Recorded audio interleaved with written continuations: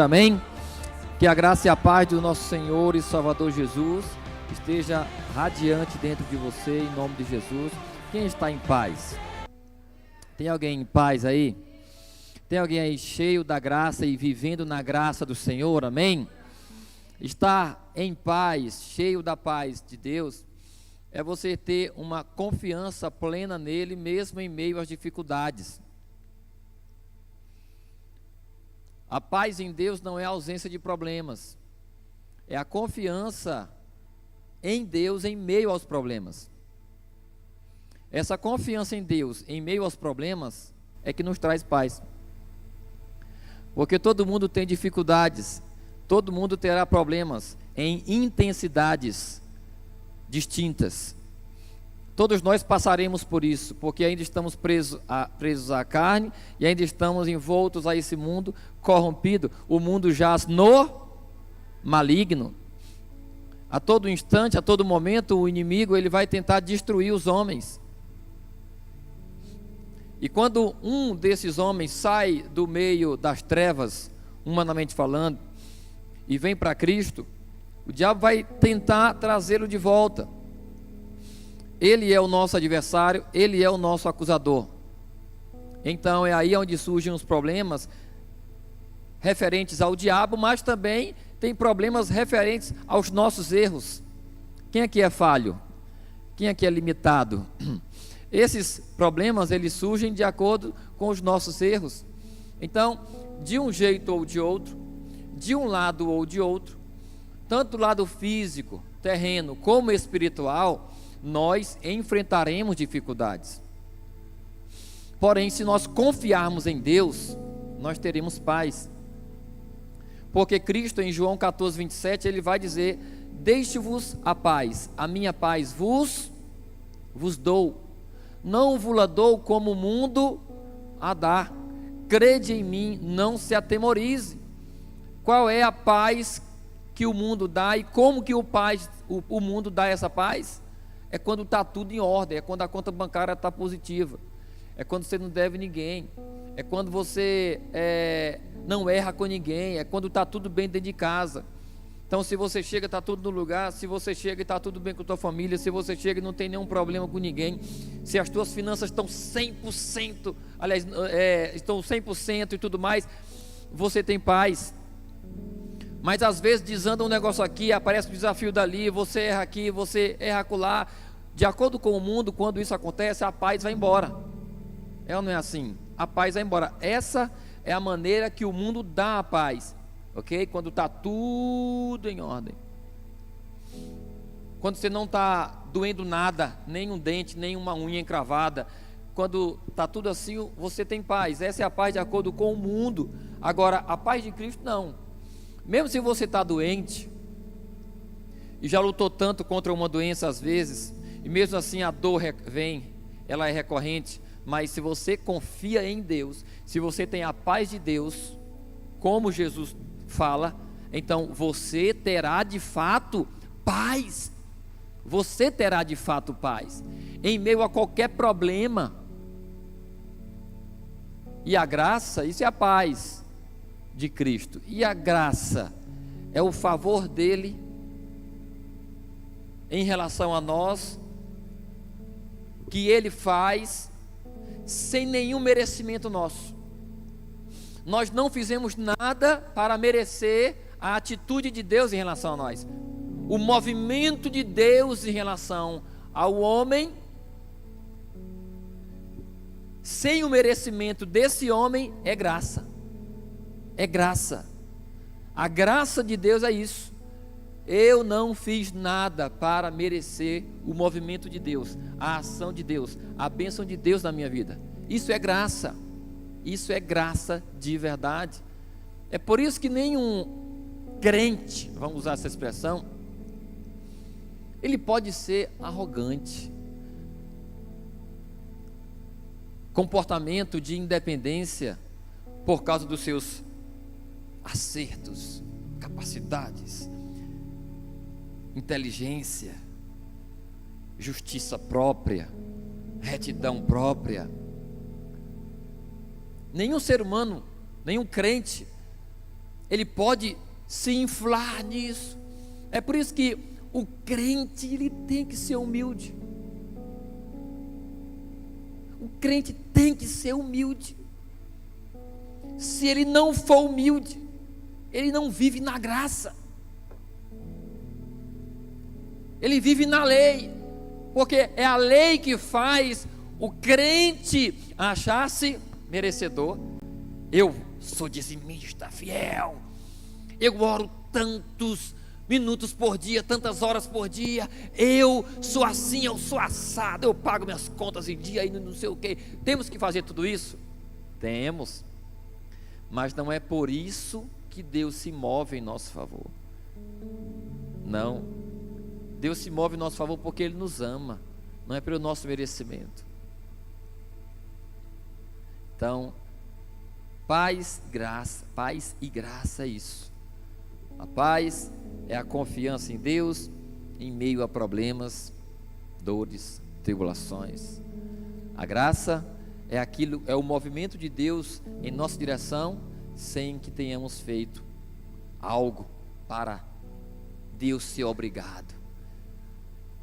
O crente arrogante que não vive na graça, ele acha que até Deus é obrigado a fazer o que ele quer. É igual essa expressão que a gente vê até alguns pastores, e eu nunca gostei disso. Nunca gostei dessa expressão. Eu determino.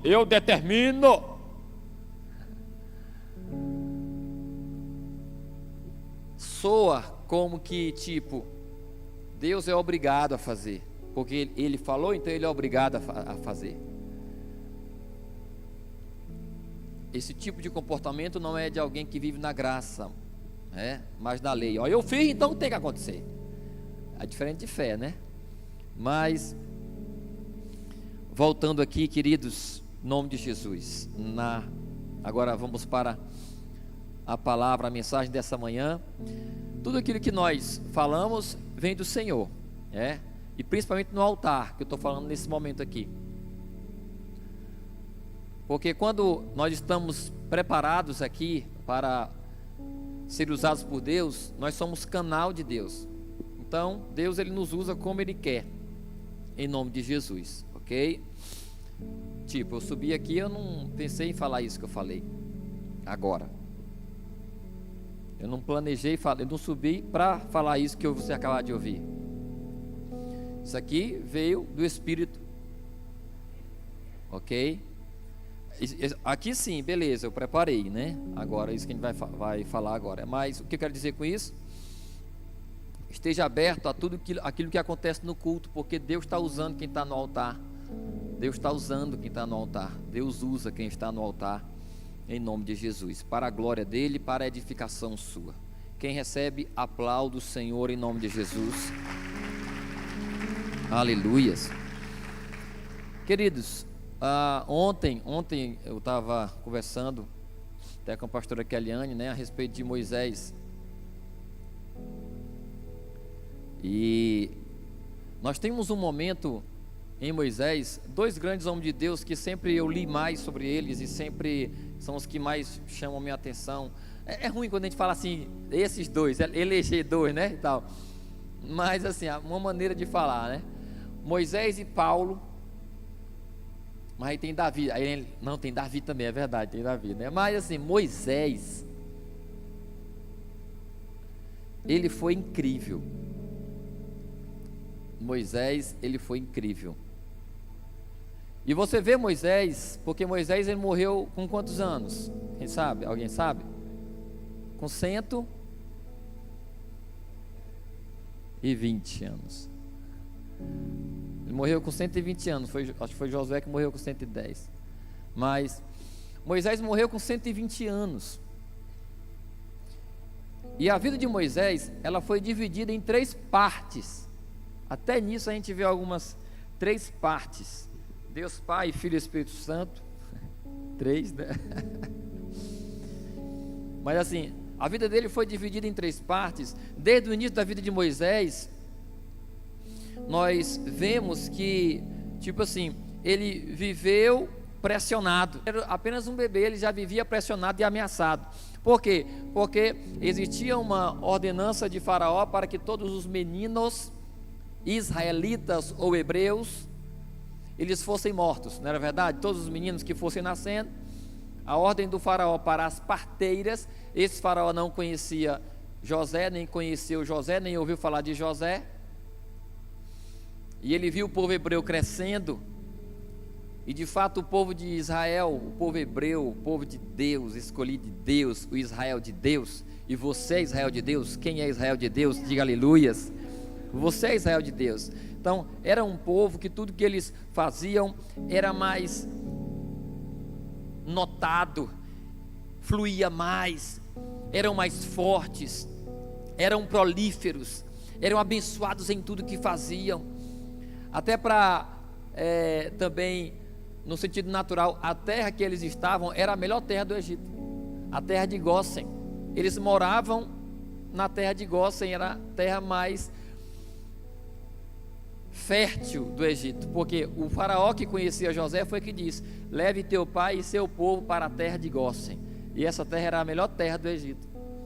E ali o povo se proliferou, de 70 foi para 2 milhões, de 70 pessoas foi para 2 milhões de pessoas, de 70 pessoas na época de José foi para 2 milhões de pessoas na época de Moisés. E aquele faraó viu que o povo de Israel estava crescendo, então ele ficou com medo.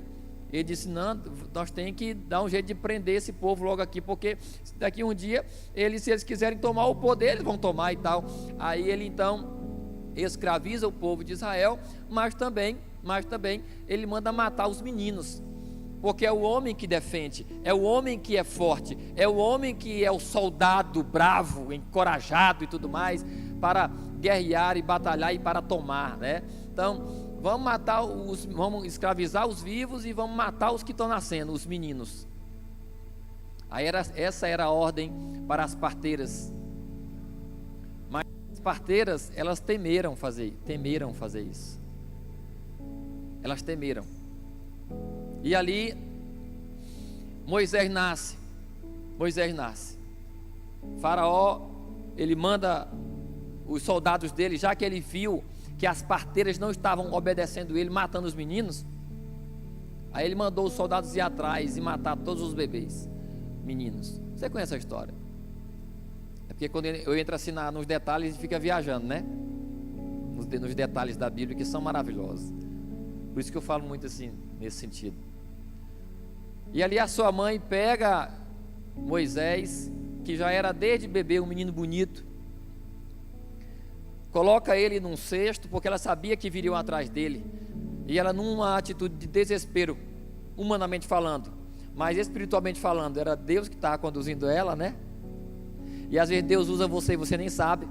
Joquebede, eu creio que ela não sabia que estava sendo usada por Deus. Ela estava agindo numa atitude instintiva, maternal, de mãe, vamos dizer assim, para salvar o filho. Então, mas mesmo assim, o que ela fez foi algo arriscado. Por isso que eu falo que Moisés já nasceu pressionado. Ela faz ali um cesto, coloca Moisés dentro, ela cobre aquele cesto e tudo mais, e coloca aonde, gente? Num rio. O rio Nilo, cheio de crocodilo, de jacaré. Jacaré é crocodilo lá, que jacaré é aqui, lá é crocodilo, é maior. E aquele cesto ele sai, só que Miriam, sua irmã, ali com aquela coisa de irmã, né? E tal, porque já imaginou você que é mãe, ter o seu filho e ter que botar ele no rio, porque a intenção dela era que alguém pegasse aquele menino, lógico, não era para o menino morrer. De alguma forma o menino escaparia na cabeça dela, pela fé. Miriam vai acompanhando, e aquele cesto vai indo, as ondas vão levando, a correnteza do rio, aliás, e tudo mais. E aí a filha de Faraó está tomando banho com suas amas na beira do Nilo, e aí uma de suas amas vê aquele cesto, não é verdade? Aí ela vai lá e pega e traz, olha, mostra para a filha do Faraó, é um bebê, mas é bonito, é forte.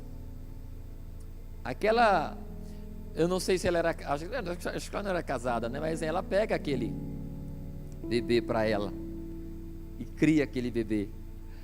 Cara, Deus é incrível demais. A gente vê alguns pastores falando disso, né? De maneira interessante. Mas se você for imaginar, Deus é incrível. Porque Deus é que estava conduzindo aquilo ali. Então, o pai da filha do faraó, lógico, o faraó, queria matar todos os bebês. Ok? E aí, aquele bebê que o faraó queria matar, o faraó vai criar ele agora. O faraó quer matar o bebê, mas Deus diz: não, tu não vai matar, tu vai criar para mim. Porque foi isso que aconteceu. Foi ou não foi, gente? Foi isso que aconteceu. A filha do faraó pegou o menino e criou. Mas quem é que sustentava a filha do faraó? Era o pai dela. Então Deus colocou faraó para criar Moisés. E Moisés então ele cresce, aliás, no palácio. E ele atinge a idade de 40 anos. E o incrível é que você já sabe o final da história. Deus usa esse mesmo, entre aspas, filho adotivo, ou neto de faraó, né? Ele usa esse para poder enfrentar faraó, para poder libertar o povo de Israel. Então, eu comecei falando que a vida de Moisés era dividida em 3 partes, né? A primeira parte no período de 40 anos, que foi justamente o período que ele cresceu e foi educado no palácio real. Então, durante 40 anos ele está ali, porém, ele já sabe que os hebreus é o seu povo. Ele sabe, eles são o seu povo. E ali, ele começa a observar a situação do seu povo e tudo mais. E ele vê ali umas pessoas brigando e tudo mais, oprimindo, os capatazes oprimindo os hebreus, né? E ele, instintivamente, ele vai ali e ele tenta interromper, mas ele acaba matando o egípcio. Ele acaba matando, como você sabe da história. Eu creio que numa luta ali, sei lá e tal, e ele com certeza era bem forte, ele acaba matando aquele soldado egípcio. E ali, como era um homem justo, correto, puro, ele fica com medo, ele não volta para o palácio, porque ele matou foi um egípcio, um soldado do faraó. Aí o que ele faz depois disso? Ele foge. Para onde? Para o deserto de Midian. Aí ali ele conhece umas moças que estão pegando água no poço, pede água para elas, e o pai delas é quem? Jetro. Aí o que acontece?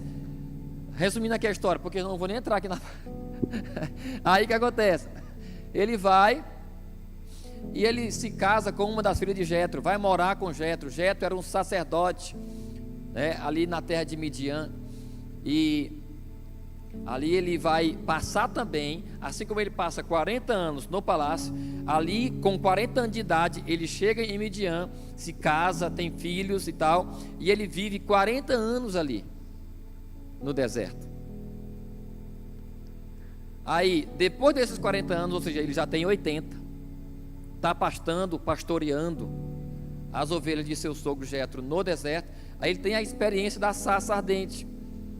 Ele olha e vê que uma sarça, que é uma planta pequena, ela está pegando fogo, porém ele observa, né, que aquela planta, ela não é consumida, ela não se queima se consumindo. O fogo está lá, mas ela continua do mesmo jeito. Ele, que coisa é? O que é isso? Que coisa maravilhosa, deixa eu chegar. Ele chega perto para ver. E o que acontece quando ele chega perto para ver? Ele ouve uma voz. Deus fala com ele. E Deus diz o que para ele? Tira as sandálias dos pés. Por quê? Porque o lugar que você está é terra santa. E ali então Deus tem esse momento com Moisés. E Deus então começa o processo na vida de Moisés de levantá-lo para libertar o povo de Israel. Ele está com 80 anos. Aí depois disso, pronto, ele atende a Deus. Ele resiste, lógico, mas ele atende a Deus, sim ou não? Então com 80 anos, ele saiu com 40 do Egito. Então com 80 anos ele volta para o Egito, sem convívio com a sua família. Ele volta agora para a sua família de sangue, porque ele vai se encontrar com quem? Com Arão. Deus fala com Arão, vai encontrar seu irmão e tudo mais, aquela coisa. E aí, com 80 anos ele volta. Ele vai conversar com o povo. Olha só a vida de Moisés. Vai conversar com os líderes de Israel a respeito do que Deus tinha falado com ele e tal. E ali com 80 anos ele começa aquele processo que dura dias, né? Que dura dias ou alguns meses, não sei, até Faraó, de fato, obrigadamente, por livre e espontânea pressão da parte de Deus, Faraó, ele libera o povo. E ali Moisés com 80 anos agora, ele vai conduzir o povo do Egito à terra de Canaã. A terra de Canaã, alguns crentes não entendem, né? Não é que o povo de Israel chegou querendo tomar o que era dos outros. Por quê? A terra de Canaã de Israel. Por quê? Porque Abraão chegou lá, Isaac chegou lá, Jacó chegou lá, então eles moravam ali. Na época que José se torna governador do Egito, e que ele manda buscar o seu pai e o seu povo, que era só 70 pessoas, Jacó está morando em Canaã. E ali, aquelas 70 pessoas, porque estava todo mundo morrendo de fome, né? Aí eles saem de Canaã e vão para o Egito. Aí eles ficam 430 anos no Egito, que é o momento em que eles voltam para Canaã. Então, Moisés pega o povo de Israel do Egito e sai pelo deserto para Canaã, para a terra que era de Israel já. Então, porém, quando eles chegam lá, já tem um monte de povos morando, beleza, mas era deles a terra. Então, eles voltam. Então, nesse período de jornada do Egito até Canaã, durou quantos anos, queridos? 40 anos, mais 40. Então, a vida de Moisés, ela foi dividida em 3 partes de 40 anos. A primeira parte no palácio de Faraó, a segunda parte no deserto com o seu sogro Jetro, só que ali ele vivia o normal, né?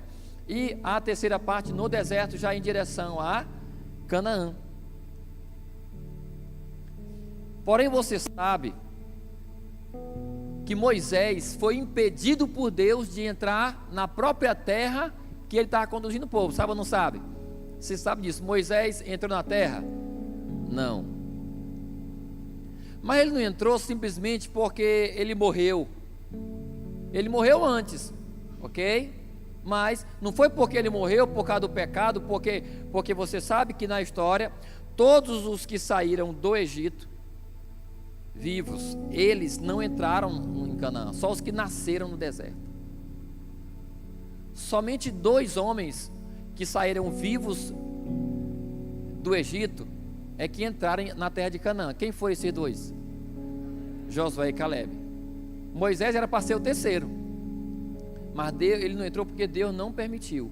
Josué e Calebe, eles entraram, mas todas as 2 milhões de pessoas que saíram, gente, isso é incrível, eles morreram no deserto. Os filhos deles, que nasceram no deserto, é que entraram.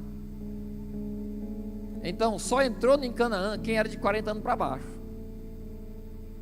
E Josué e Calebe, que se eu não me engano tinham uma média de 80 anos também, né? Então, o que você está querendo falar, pastor? Aí voltando aqui, eu estava conversando com a pastora, né?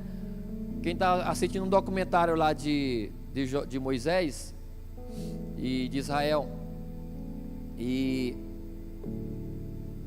o momento lá em que Deus fala bruscamente com Moisés, duramente, né, com Moisés, dizendo para ele: você não vai entrar na terra. E é incrível que Moisés, ele está conversando com o povo de Israel, e tem um paradoxo que é o que? Moisés, a Bíblia diz que ele era o homem mais manso que havia na terra. Não havia nenhum homem tão manso quanto. Mas por que ele não entrou na terra? Por que Deus impediu ele? Porque ele foi impaciente. O homem mais manso da terra não entrou na terra prometida porque era impaciente. Que negócio é esse? Ele era, olha, a questão é, ele era manso, mas em um momento foi impaciente. Em um momento foi impaciente. Nesse momento em que ele, ao invés de falar com a rocha, ele bateu. Então, nesse momento Deus não gostou. É aí onde entra a justiça de Deus. É aí onde entra a imparcialidade de Deus. Não importa a questão, não importa. Deus queria que ele zelasse pela sua fidelidade. Ó, você e Arão não foram fiéis, viu? A minha aliança. Não me representaram bem diante do povo, viu, Moisés? Naquele dia eu mandei tu falar a rocha, e você bateu na rocha com raiva. Por isso que você não vai entrar na terra prometida. E é incrível que Moisés está conversando com o povo, e Moisés diz: olha, por causa de vocês foi que eu não entrei na terra.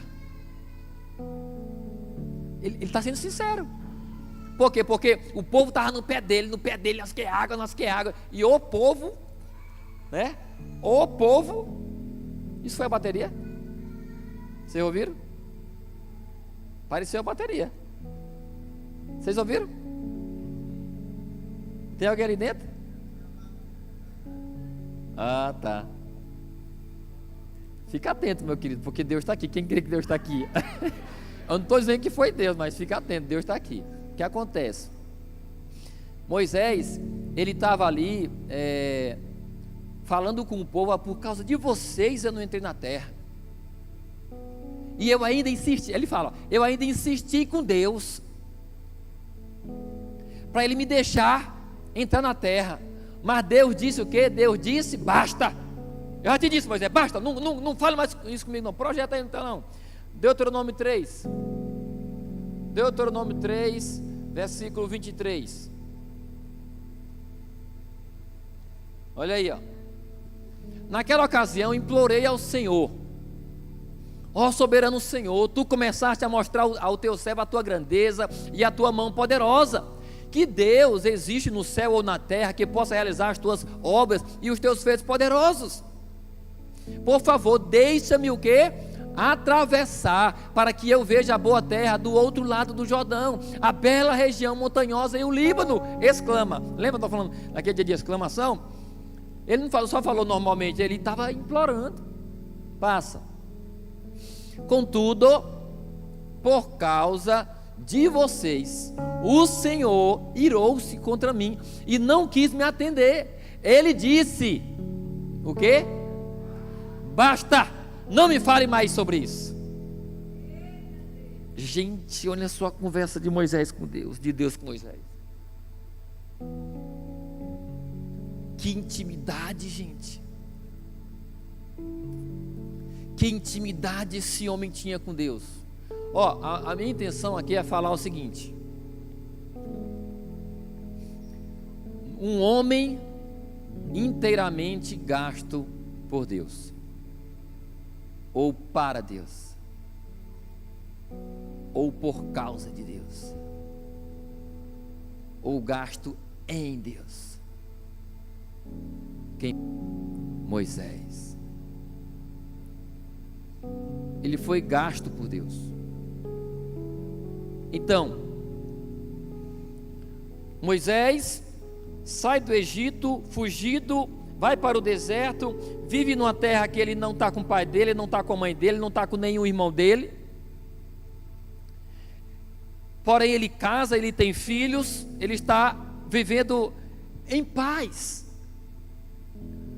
Uma esposa abençoada, filhos abençoados, um sogro abençoado, uma terra boa, muitos bens, porque ali seu sogro era um homem rico, e ele estava tudo bem, aquela vida abundante, e de repente é Deus que chama ele,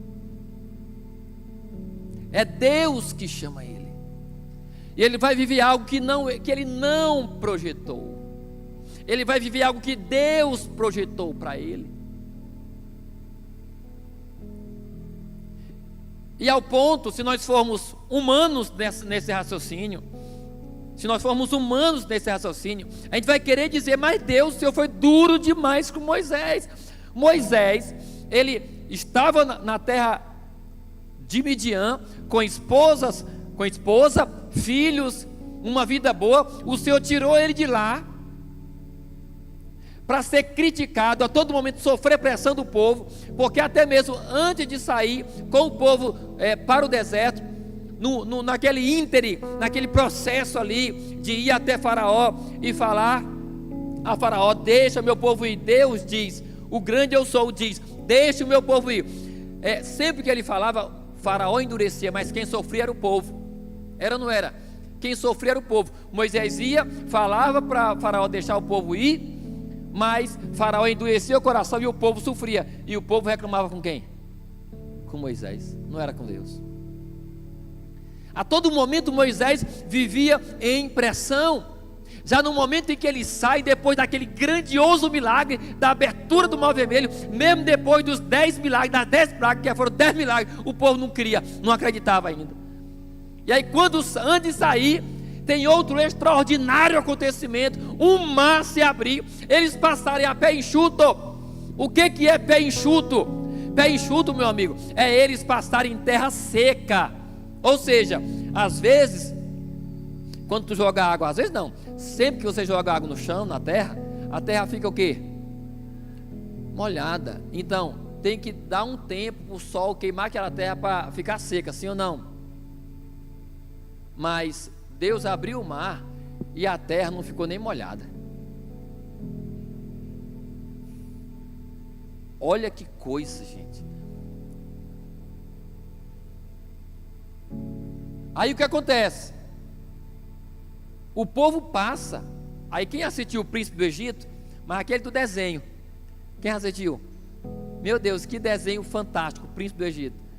Aí eles passando aqui, ó, no corredor, água do lado, água do outro. Aí o meninozinho vê as baleias assim, os peixes assim, aquela parede de água, né? Eu acredito nisso. Deus segurou a água de um lado do outro.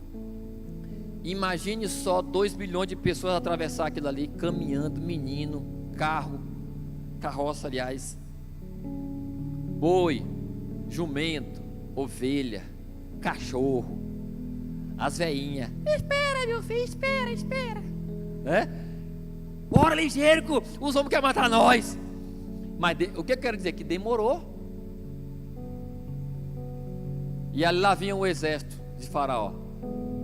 Aí quando passa o último hebreu que sai, aí o pessoal de Faraó já está todo no mesmo caminho perseguindo.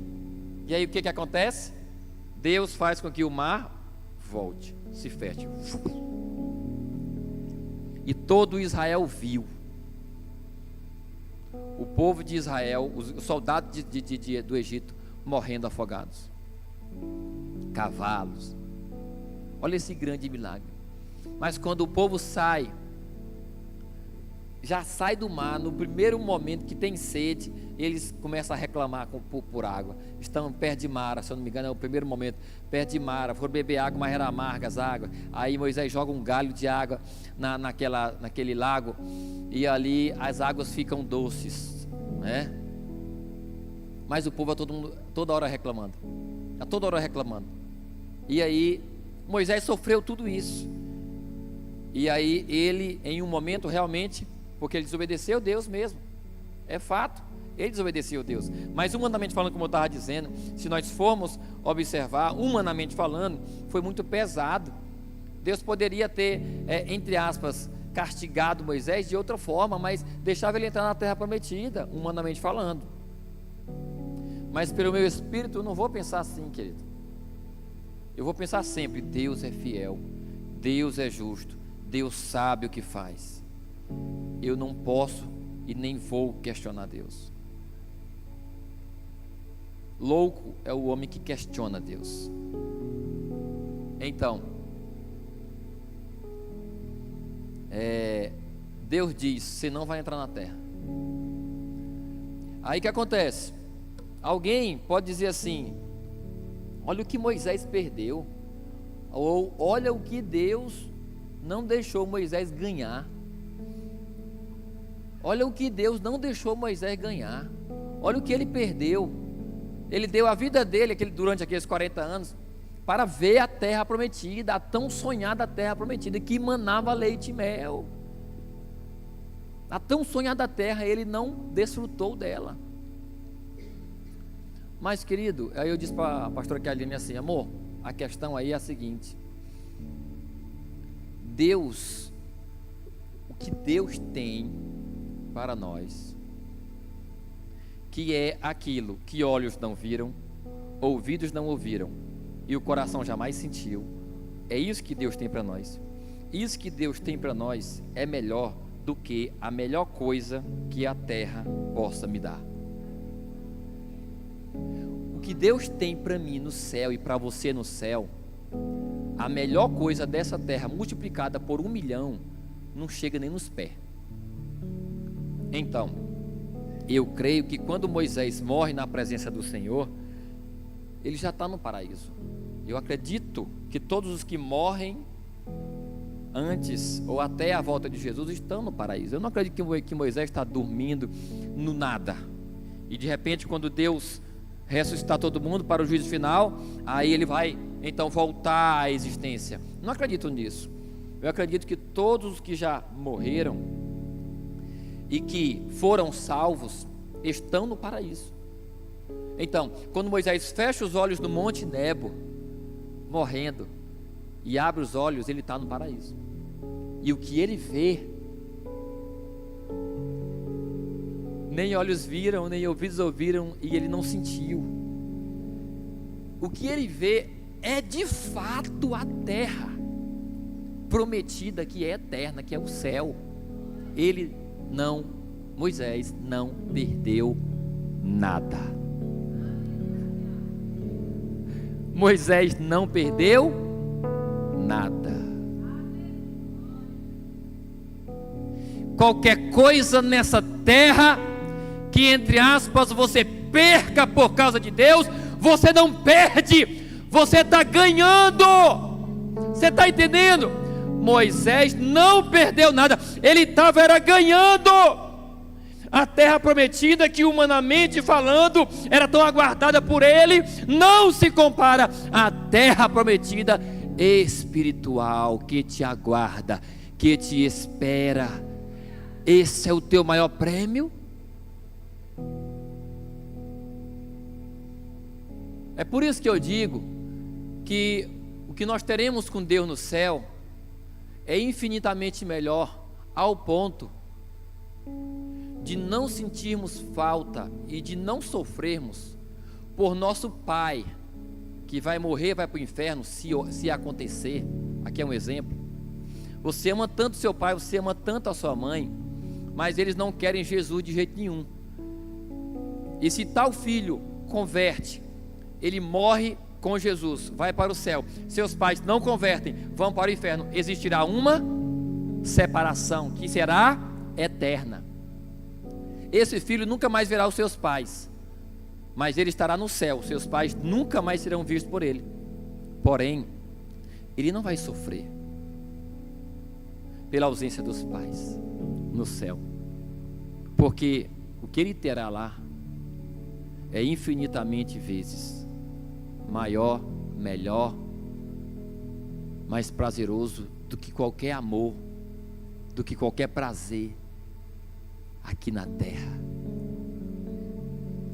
seja de posses de bens, seja do amor de um ser humano por você, ou de você por algum ser humano.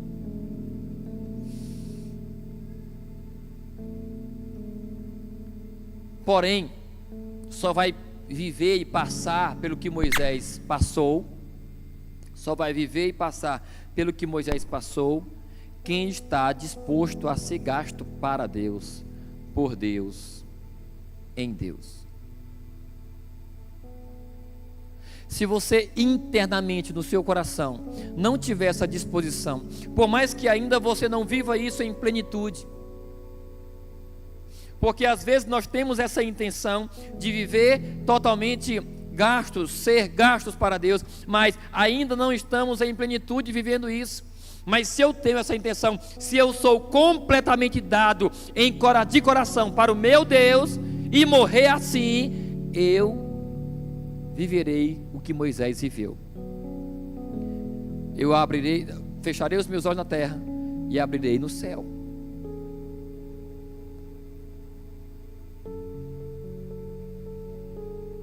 Então, Moisés foi um homem inteiramente gasto. Abra sua Bíblia, já é 10h47. Abra sua Bíblia, capítulo 32 de Deuteronômio. Aqui Moisés está em seus momentos ou dias finais. Moisés, então, ele compõe um cântico e ele recita essa canção no capítulo 32. Ele recita essa canção, que são palavras de Deus. Porém, no final quando ele termina de recitar essa canção, ele fala algo. Capítulo 32, versículo 44 até o 47. O 32, versículo do 44 ao 47. Ele recita uma canção que é palavra de Deus para o povo. Aqui Moisés já está com 120 anos. Ele já está no final da vida dele. Ele já viveu, ele já desfrutou e também, ao mesmo tempo, sofreu tudo que ele tinha que sofrer. E sofreu muito com aquele povo rebelde.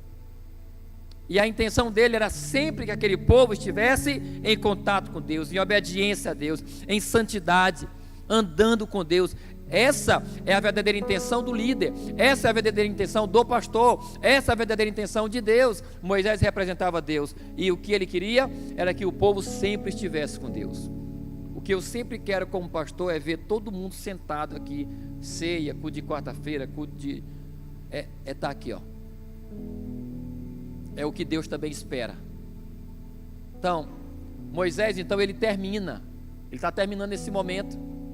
E depois de falar essas palavras, o 44 diz: Moisés veio com Josué, filho de Num, e recitou todas as palavras dessa.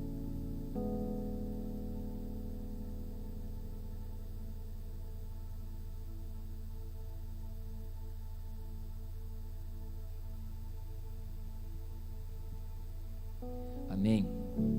Então, pode baixar um pouco aí. Então, aqui para mim, não sei aí, né? Mais uma vez, o 44. Moisés veio com Josué, filho de Num, e recitou todas as palavras dessa canção na presença do povo.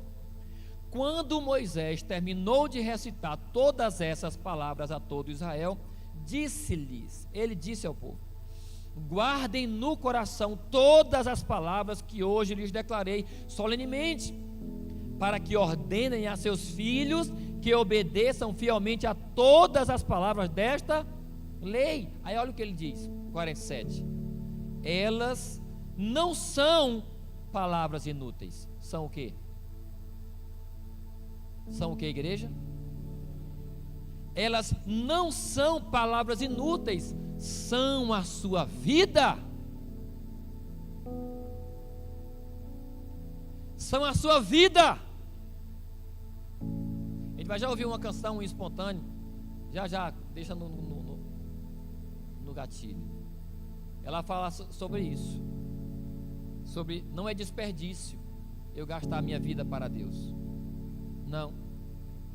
Moisés, ele mais uma vez ele diz: elas, as palavras de Deus, elas não são palavras inúteis, são a sua vida.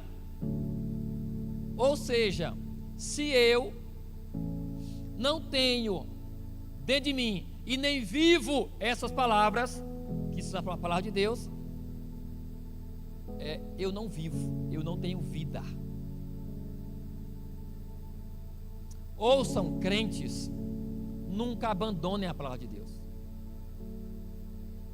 Se você abandonar a palavra de Deus, você vai parar de viver. Você não vai ter vida. Aí, para terminar, capítulo 34 agora. Não, vamos continuar bem no 48, rapidão, versículo 48. Naquele mesmo dia o Senhor disse a Moisés, naquele mesmo dia, quando ele recitou as palavras, não sei se ele cantou ou se ele recitou as palavras, né, da canção, mas naquele mesmo dia que ele recita aquela canção e que ele fala: olha, essas palavras são a vida de vocês, elas não são palavras inúteis, são a vida de vocês. Nesse mesmo dia, naquele mesmo dia, o Senhor disse a Moisés: suba as montanhas de Abarim até o monte Nebo em Moabe, em frente de Jericó, e contemple Canaã, a terra que dou aos israelitas como propriedade. Ali, na montanha que você tiver subido, você morrerá e será reunido aos seus antepassados, assim como o seu irmão Arão morreu no monte Ó e foi reunido aos seus antepassados. Assim será, porque vocês dois foram infiéis para comigo na presença dos israelitas, junto às águas de Meribá, em Cádiz, no deserto de Zim, e porque vocês não sustentaram a minha santidade no meio dos israelitas. Portanto, você verá a terra somente à distância, mas não entrará na terra que eu estou dando ao povo de Israel. Então, Deus, ele levou Moisés no monte Nebo, mostrou a terra para ele e disse: você não vai entrar nela, você vai só ver. E aí, 34, versículo 1. 34, versículo 1. Então, das campinas de Moabe, Moisés subiu ao monte Nebo, ao topo do Pisga, na frente de Jericó. Ali o Senhor lhe mostrou a terra toda, de Gileade a Dan, toda a região de Naftali, o território de Efraim e Manassés, toda a terra de Judá até o mar ocidental, o Neguebe e toda a região que vai do vale de Jericó, a cidade das palmeiras até Zoar. E o Senhor lhe disse: esta é a terra que prometi sob juramento a Abraão, a Isaque e a Jacó, quando lhes disse: eu a darei a seus descendentes. Permiti que você a visse com os seus próprios olhos, mas você não atravessará o rio, não entrará nela. Versículo 5. Moisés, o servo do Senhor, morreu ali, em Moabe, como o Senhor lhe dissera. Ele o sepultou. Moisés estava sozinho com Deus naquele monte. Ele morreu ali em cima e Deus sepultou ele. Se foi numa caverna, se foi num buraco, não sei, mas Deus sepultou ele. O próprio Deus sepultou Moisés. Ele o sepultou em Moabe, no vale que fica diante de Bet-peor. Mas até hoje ninguém sabe onde está o local. Os israelitas choraram Moisés nas campinas de Moabe durante 30 dias, até passar o período de pranto e de luto. E o versículo 10: em Israel nunca mais se levantou profeta como Moisés, a quem o Senhor conheceu face a face. Nunca mais. Então, queridos, Moisés foi inteiramente gasto para Deus. Fecha os olhos diante da terra prometida na terra. Ele abre os olhos diante da terra prometida no céu. Ele não entrou na terra prometida da terra, mas entrou na terra prometida do céu. O que você quer? Gastar sua vida na carne, na terra prometida da terra? Porém, ao fechar os olhos, abrir depois da morte física e não ver a terra prometida celestial? Ou você prefere, se Deus quiser, perder tudo aqui na terra, deixar de ver aquilo que você tanto quer, deixar de ter aquilo que você tanto quer, deixar de ganhar aquilo que você tanto quer, deixar de alcançar aquilo que você tanto quer, morrer, porém, quando abrir os olhos no céu, ver que tudo que está diante de você é melhor do que aquilo que você perdeu aqui na terra? O que você prefere?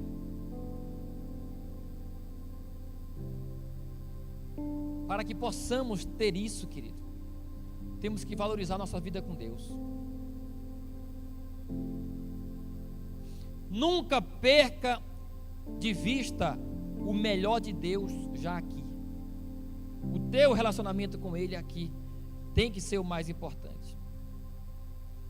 Esse foco nas coisas de Deus, esse foco na intimidade com Deus, é que vai fazer queimar o teu coração. Porque quando o teu coração queima, você entra no processo de ebulição. Você começa a queimar por dentro e as lágrimas vêm. As palavras de grito, de clamor vêm. A vontade de pular vem. De correr vem. Tudo isso é o teu coração, tua alma querendo Ele. Querendo Ele, querendo Ele, querendo Ele. Para terminar, Deuteronômio 33. Deuteronômio 33, versículo 28 e 29. Somente Israel viverá em segurança. Isso aqui fala de você olhar com exclusividade para Deus e ver a preciosidade disso, que não há nada melhor. Somente significa o quê? Só. Somente isso, é só isso. Somente Israel viverá em segurança. Nenhuma outra nação. Somente Israel viverá em segurança. A fonte de Jacó está segura numa terra de trigo e de vinho novo, onde os céus gotejam orvalho. Olha só, como é feliz, como você é feliz, Israel. Como você é feliz, Israel. Quem é como você, povo salvo pelo Senhor? Quem é como você? Porém, Moisés não fala apenas da terra prometida, da terra. Ele não está falando disso. Ele está falando da terra prometida celestial, do Israel celestial. Porque Israel, mesmo depois daquilo ali, passou por guerras e sofrimentos, mas ele afirma que só Israel viverá em segurança. Porque ele está falando da Israel espiritual, que é o Israel que eu fiz parte depois de Cristo, que todo brasileiro faz parte depois que se converte. Eu sou brasileiro de nascimento natural, mas de nascimento espiritual eu sou israelita. Eu sou israelita. E somente os israelitas viverão em segurança. Isso é perigo. As dores nos rondam. Tudo isso é perigo. Isso é perigoso. A perseguição nos ronda. Mas chegará o dia em que nem a morte, nem a fome, nem a espada, nem nenhum demônio conseguirá me atingir, me ameaçará. Nada disso vai me ameaçar. Quando? Quando eu estiver definitivamente com Deus do céu. Somente nós viveremos em segurança. Nada nos atingirá. Moisés via isso. Eu não tenho dúvidas. É por isso que ele fala em Êxodo 33: Senhor, eu já vi tantos milagres. O mar, imagine o mar vermelho, Deus te usar para abrir o mar vermelho. Que coisa grande. Imagine você aconselhando Deus: não, Senhor, não faça isso não. Moisés passou por isso. Mas teve uma hora em que ele chegou para Deus e disse o quê? Deus, eu já vi o mar vermelho se abrir. As 10 pragas do Egito, o Senhor transformou águas amargas em doces. Eu já vi o Senhor fazer tanta coisa.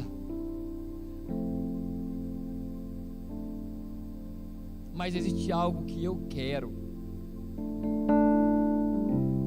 que nada disso supera, nada disso mais importa para mim. Eu quero te ver. Eu quero te ver, Senhor. Deixa eu te ver. Deixa eu te ver. Eu quero te ver. Esse é o desejo do verdadeiro cristão.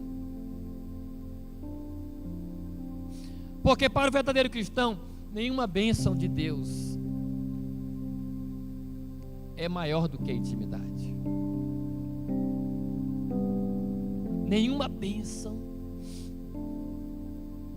para o verdadeiro cristão é maior do que a intimidade. Eu quero te ver, Deus. Deixa eu ver a tua face. Esse é o desejo mais puro, maior, e que Deus quer que tenha dentro da gente.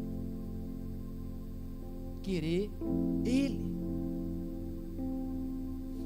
é o final de tudo.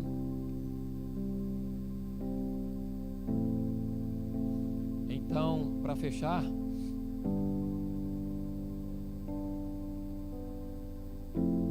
por mais que você ainda não viva isso em plenitude, mas que seja o desejo do teu coração, viver para ser gasto por Deus. Não deixe nada tirar a sua atenção. Não será um desperdício. Não será um desperdício. Ele tem que ser o primeiro. Ele é a melhor parte, a boa parte. Queria que vocês se colocassem de pé. Pode colocar a canção aí, que o pessoal ficasse à vontade. Vocês podem ficar à vontade, amém? Podem descer, ficar à vontade. Vamos terminar essa manhã adorando a Deus. Sua vida por amor não é desperdício, não é fanatismo. Quem não ama não entende que Ele é digno. Não é desperdício, não é fanatismo. Gastar a sua vida por amor não é desperdício, não é fanatismo. Quem não ama não entende que Ele é digno. Eu escolho a boa parte, eu escolho a boa parte, aquilo que é importante em primeiro lugar, Deus. Eu escolho a boa parte, eu escolho a boa parte, aquilo que é importante em primeiro lugar, Deus. Eu escolho a boa parte, eu escolho a boa parte, aquilo que é importante em primeiro lugar, Deus. Eu escolho a boa parte, eu escolho a boa parte, aquilo que é importante em primeiro lugar. Oh, eu escolho a boa parte, eu escolho a boa parte, aquilo que é importante em primeiro lugar. Eu escolho a boa parte, eu escolho a boa parte, aquilo que é importante em primeiro lugar. Eu escolho a boa parte, eu escolho a boa parte, aquilo que é importante em primeiro lugar. Eu escolho a boa parte, eu escolho a boa parte, aquilo que é importante em primeiro lugar. Não é desperdício, não é fanatismo, gastar a sua sua vida por amor. Não é desperdício, não é fanatismo gastar a sua vida por amor.